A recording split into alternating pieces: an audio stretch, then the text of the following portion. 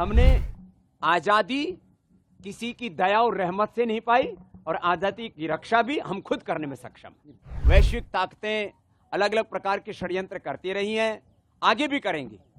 एक ही समाधान है, भारत की एकता, अखंडता, संप्रभुता को हम बना के रखें, भारत को इतना शक्तिशाली बना लें कि भारत या भारत के जो पड़ोसी देश हैं वहां पर कोई षड्यंत्र ना कर सके, हमारे निर्दोष हिंदुओं पर कोई अत्याचार नहीं कर सकता। और यदि अत्याचार नहीं रुका तो इसका अंजाम बहुत बुरा होगा। भारत की आजादी के लिए भारत के वीर वीरांगनाओं ने अपने प्राण दिए हैं।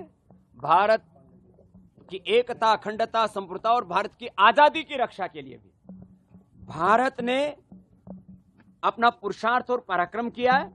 हमने आजादी किसी की दया और रहमत से नहीं पाई और आजादी की रक्षा भी हम खुद करने में सक्षम। बांग्लादेश को भारत ने बनाया, आज भारत में लोगों पे हमला हो रहे हैं और कहा जा रहा है कि अमेरिका ने सब कुछ करवाया वहाँ पे। इस बारे में क्या कहना है जी आपका? देखो, जो बांग्लादेश में हुआ, जो इससे पहले श्रीलंका में हुआ और अलग अलग मिडिल ईस्ट के कुछ देशों में हुआ, इसमें वैश्विक ताकतें अलग अलग प्रकार के षड्यंत्र करती रही हैं, आगे भी करेंगी। एक ही समाधान है, भारत की एकता, अखंडता, संप्रभुता को हम बना के रखें, भारत को इतना शक्तिशाली बना लें कि भारत या भारत के जो पड़ोसी देश हैं वहां पर कोई षड्यंत्र ना कर सकें। और जहां तक बांग्लादेश में हमारे जो अल्पसंख्यक हिंदू भाई हैं उनके ऊपर जो रोज उनकी हत्याएं हो रही हैं, उनके व्यावसायिक प्रतिष्ठानों पर, हमारे मंदिरों पर जो आक्रमण हो रहे हैं, उन आक्रमणों को वहां की सरकार तुरंत रोके, नहीं तो भारत इतना सक्षम है, भारत की सेनाएं इतनी सक्षम हैं।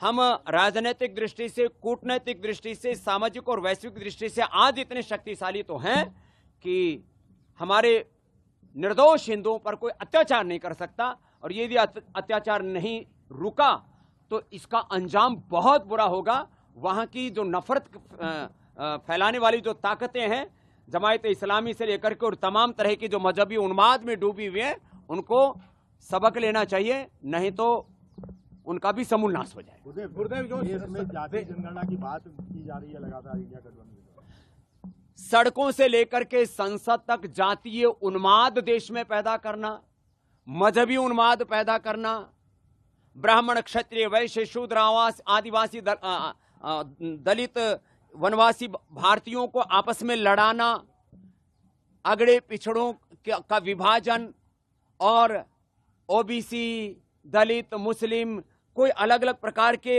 कुछ साठगांठ करके देश की सत्ता पर काबिज होने के कुछ लोग सपने देख रहे हैं। किसी भी कीमत पर हमको देश को जातियों में नहीं बंटने देना है। किसी भी कीमत पर देश में मजहबी उन्माद, जातीय उन्माद, भाषावाद, प्रांतवाद और अलग अलग प्रकार के वैचारिक उन्माद और मजहबी उन्मादों से इस देश को बचाना है। इस बार के स्वाधीनता दिवस पर यह सबसे बड़ा संकल्प लेना ही होगा। सरहदों पर जिस तरह से तस्वीरें सामने आ रही है, हमारे उत्तराखंड के भी कैप्टन शहीद हो गए। देखिए, सरहदों की रक्षा के लिए ये शहादत का सिलसिला अभी भी चल रहा है, लेकिन यह किसी भी समर्थ देश के लिए शोभनीय नहीं है। इसलिए हमें ऐसे प्रयत्न तो करने ही पड़ेंगे, हमारे जवानों की कम से कम शहादत हो। और यदि कहीं कोई भी शहादत होती भी है तो एक के बदले 10 का सिर काटने का साहस भारत में है और वो दिखना चाहिए।